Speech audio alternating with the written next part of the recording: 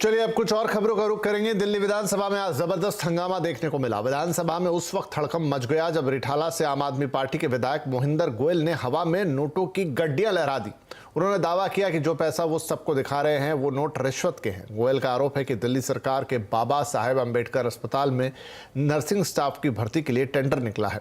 सरकार का नियम है कि 80% पुराने कर्मचारियों को रखना है, लेकिन अस्पताल में ऐसा नहीं होता। इसमें बड़े स्तर पर रिश्वत का लेन देन होता है। नौकरी मिलने के बाद भी कर्मचारियों को पूरे पैसे नहीं दिए जाते। ठेकेदार उनसे बॉस से पैसे खुद ले लेते हैं। गोयल ने कहा कि उन्होंने इसे लेकर डीसीपी, मुख्य सचिव और दिल्ली के उपराज्यपाल से शिकायतें की हैं। गोयल का दावा है कि खुलासे के लिए उन्होंने रिश्वत देने वाले से सेटिंग की और डीसीपी को जानकारी भी दी। उन्हें 15 लाख रुपए की रिश्वत दी जा रही है, लेकिन कोई कार्रवाई नहीं की गई। गोयल ने इस मामले की निष्पक्ष जांच की मांग रखी है।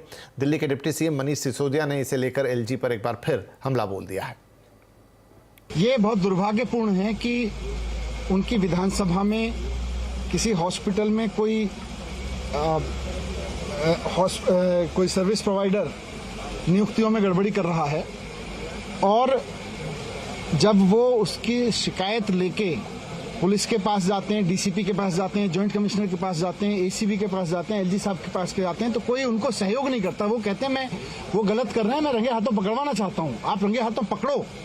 तो कोई उनको रंगे हाथों पकड़ने को तैयार ही नहीं है। इसका मतलब है कि मिलीभगत से चल रहा है वहां पे। पूर्व उत्तर के 3 राज्यों में विधानसभा चुनाव की तारीखों का ऐलान हो गया है। त्रिपुरा में 16 फरवरी को मतदान होगा, जबकि मेघालय और नागालैंड में 27 फरवरी को वोट डाले जाएंगे। 2 मार्च को तीनों राज्यों में वोटों की गिनती होगी और नतीजे आएंगे। नागालैंड में विधानसभा का कार्यकाल 12 मार्च, मेघालय में 15 मार्च तो त्रिपुरा में 22 मार्च को खत्म हो रहा है।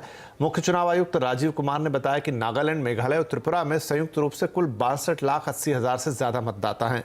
तीनों राज्यों में 9,000 से ज्यादा पोलिंग स्टेशन होंगे। इनमें 376 पोलिंग बूथ पर पूरी तरह से महिलाओं को संचालन के लिए जिम्मा दिया जाएगा। Meghalaya and Nagaland would have it on 31st January, and thereafter both of them have the poll together.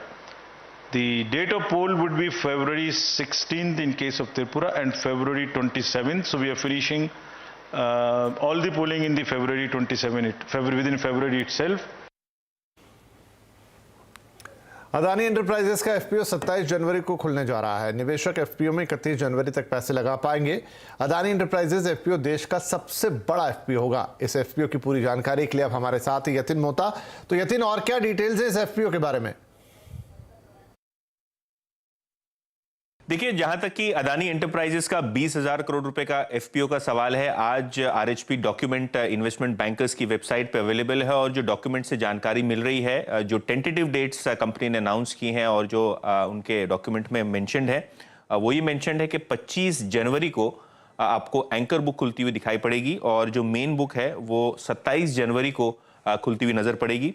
अगर हम देखें तो इशू 31 जनवरी तक बंद हो जाएगा, यानी बजट के एक दिन पहले पूरा का पूरा एफपीओ का जो सब्सक्रिप्शन है वो हो जाना चाहिए।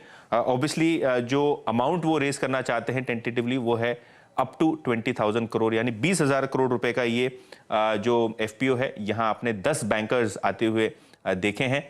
जहां तक कि एफपीओ के प्रोसीड्स यूज करने का सवाल है, कंपनी ने जो आंकड़े मेंशन किए हैं, 20,000 करोड़ में से लगभग आधे से ज्यादा कैपिटल एक्सपेंडिचर यानी नए फैक्ट्रीज और कारोबार लगाने में जाएगा, जिनमें ग्रीन हाइड्रोजन कारोबार और एयरपोर्ट प्रोजेक्ट्स के लिए कंपनी लगभग 10,860 करोड़ रुपए के आसपास का निवेश करेगी। इसके अलावा डेट रीपेमेंट यानी कर्ज को कम करने की भी इस एफपीओ के द्वारा कोशिश की जाएगी।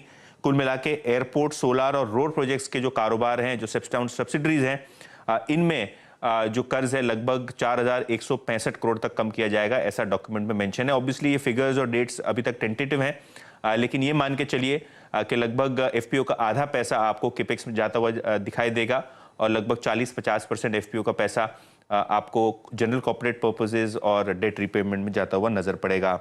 ऑब्वियसली जहां तक कि सूत्रों का सवाल है, इन्वेस्टमेंट बैंकर्स जिनसे हम बात करते हैं उनका सवाल है, तो उनका मानना यह है कि जो एफपीओ की टेंटेटिव डेट से यहाँ एफपीओ लॉन्च होना लगभग तय है और शायद ये पार्टली पेड अप एफपीओ आपको होता हुआ दिखाई पड़ सकता है, जिसके अंदर अपफ्रंट 50% पैसे आपको भरने हैं, जो भी प्राइस बैंड डिसाइड होता है, और 25% की 2 किश्तें आपको आने वाले महीनों में देनी होंगी। तो बेसिकली 3 इंस्टॉलमेंट्स में आपको पैसे देने हैं, 50% पहले, 25% बाद में और आखिरी ट्रांच जो होगा वो 25% का होगा। तो अब तक जो जानकारी हमको मिल रही है सूत्रों के द्वारा और जो डॉक्यूमेंट्स फाइल हुए हैं ये आपके सामने हैं, और ये 20,000 करोड़ के एफपीओ की तैयारी अब अदानी एंटरप्राइज करने जा रहा है।